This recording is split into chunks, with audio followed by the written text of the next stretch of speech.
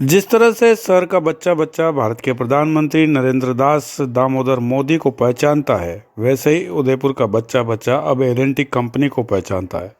दोनों ही शख्स विकास के प्रवर्तक हैं, चाहे वह विकास आम जनता के लिए लाभदायक हो या नुकसानदायक।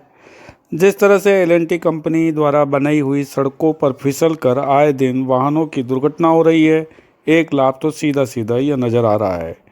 दूसरा लाभ, हर वाहन चालक को इन सड़कों की वजह से ही सही वाहनों के टायर नए लगवाने पड़ रहे हैं। इसमें भी लाभ जनता का ही है। फिलहाल आम जनता को एल&टी कंपनी द्वारा कार्यों के तहत जो परेशानियां झेलनी पड़ी, वह नई भी झेलनी पड़ सकती थी, लेकिन आम जन और कंपनी के नुमाइंदों के मध्य तालमेल नहीं बैठ पाया।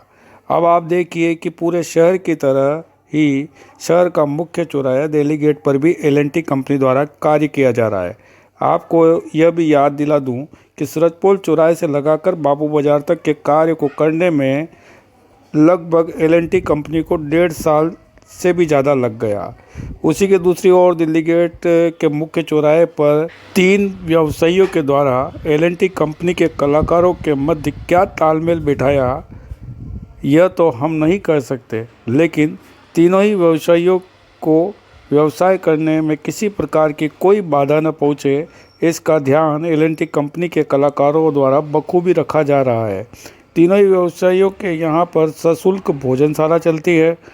और यहाँ पर कई लोग वाहनों को लेकर पहुँचते हैं और बेतरतीब तरीके से वाहनों को खड़ा कर शुल्क अदा कर भोजनशाला में भोजन ग्रहण करते हैं। पिछले कुछ दिनों से यहाँ पर एल&टी कंपनी ने कार्य प्रारंभ किया। उसके पहले यह व्यवस्था पार्किंग की न बिगड़े, उसके लिए सामने स्थित पुलिस चौकी के पास जो आम मार्ग जनता के लिए है, थोड़ी बहुत खुदाई कर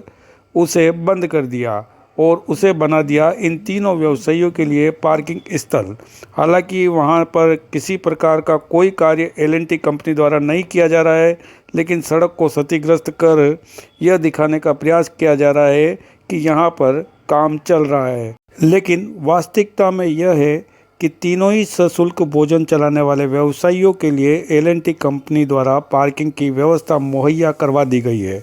जहां आम दिनों में प्रशासन का हर महकमा इस मार्ग से गुजरता है, देखता है, फिर भी ना जाने ऐसी कौन सी मजबूरियां है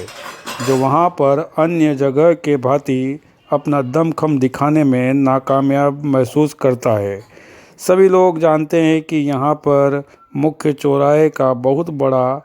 भूखंड इन तीनों व्यवसायियों द्वारा अवैध तौर पर अपनी निजी पार्किंग बना कब्जा किया जा रहा है, लेकिन मूक दर्शक बना प्रशासन क्यों इस बात को देखते हुए भी नज़रअंदाज कर रहा है, यह एक आम जन के लिए विचारणीय विषय और जिम्मेदारों के लिए जांच का विषय है।